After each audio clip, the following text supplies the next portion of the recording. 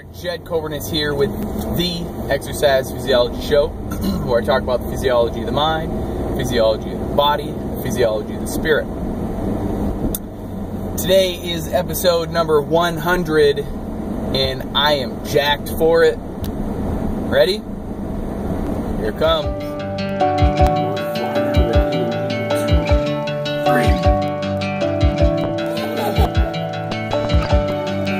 Before starting any exercise program, always get cleared by primary care doctor.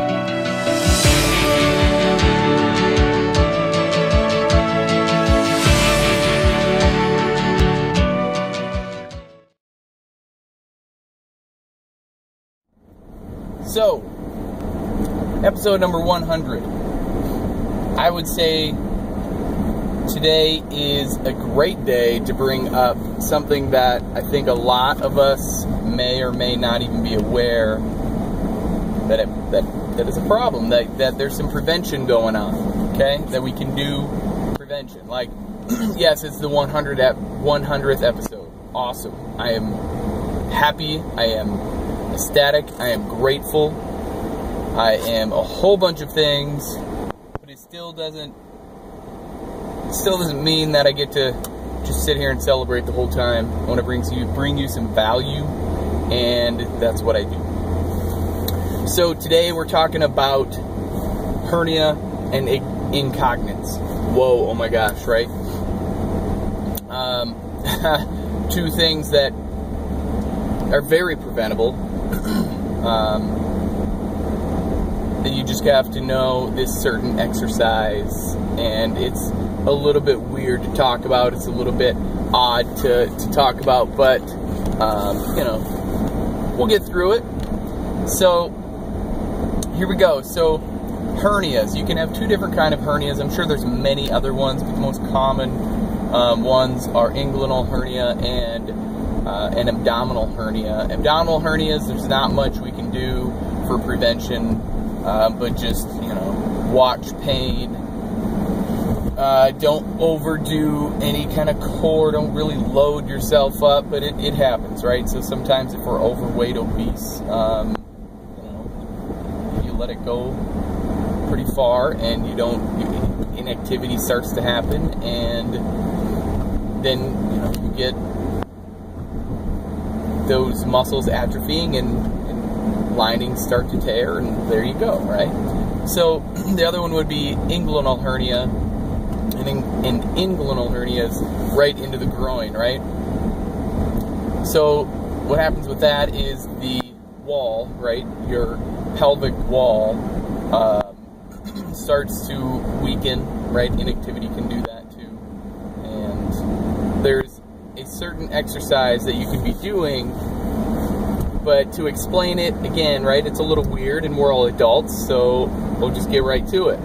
It also helps with incontinence, like the ability to hold your pee, right? That's what, right? And to hold your, your bowels, all that fun stuff. So that's what this is about. It's called a Kegel exercise. Okay, do your Kegels every day, and you will strengthen your abdominal, your lower pelvic wall, and your ability hold your going to the bathroom sensation, right? That's what it is. So how you do a Kegel exercise is just while you're not going to the bathroom, while you're not going pee, while you're not going poop, right, is practice the ability of stopping, right? So if you go pee, which is weird, this whole thing's weird to talk about, but it's necessity of life, right? Why not bring it up on episode 100 where, changes are happening and you're feeling awesome and whatever it be. So being able to stop peeing while you're peeing hurts, whatever. You don't do that while you're peeing, but that act itself, hold back, right? And do that about 10 to 20 times, maybe 1 to 2 times a day. So that is called a Kegel exercise. Now what that does is it strengthens that the pelvic, right, the lower pelvic wall, and that's usually what happens with incontinence, is that muscle right there gets weak, and lining starts to give way.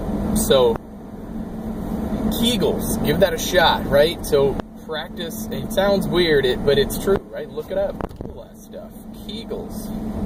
I'm just bringing it up just to say, hey, go and Google it. If you want proof of anybody who does Kegels, just ask somebody about it. Ask it, you know, I mean, you gotta have, it's not something usually, it's not table talk, right? Usually, hey, did you do your Kegels today? Yeah, I practiced holding my pee or stop peeing 10 times today, 5 sessions. Nobody does that. But it's just the point of remembering to practice your Kegel exercises every day. That can help you later in life. That can help you even now, right? I mean, you just never know what can happen. You just have a strong pelvic floor, and that's what you want, right? Those are important things that I think not many people want to talk about or deal with, or, you know, who wants to. I get you might have to wear a diaper, right? Adult diapers happen, it's right, but why not try to prevent some of that? Prevention is key. Prevention is always key. Okay? If you're looking for awesome other tips like that, I have put together my newsletter. I put it out. I mean, they're most days of the week, right? I mean, there's so many things happening.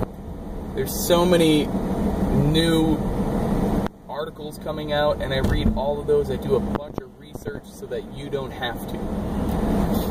If there's anything that is searchable, and you know, Google, and there's so much information out there, how do you know what's right and wrong? Well, that's what I do, right? If you want to Google it, yeah, go for it. That's what I recommend first. But if there's just so much information on the topic that you're looking at, how do you know what's right? Ask a professional, right? That's literally what I do. Exercise physiologist. So if you want to get on my newsletter and find out these nice little tips, hits, and tricks to get healthy and stay that way, hit it. jedcoverness.com/newsletter. Put your name and email in. I'll see you on the other side for all the free help that you can get, that you can want. And as always, if you're willing to change from the neck up, you will change from the neck down. I believe in you. Now it's your turn. Bye for now.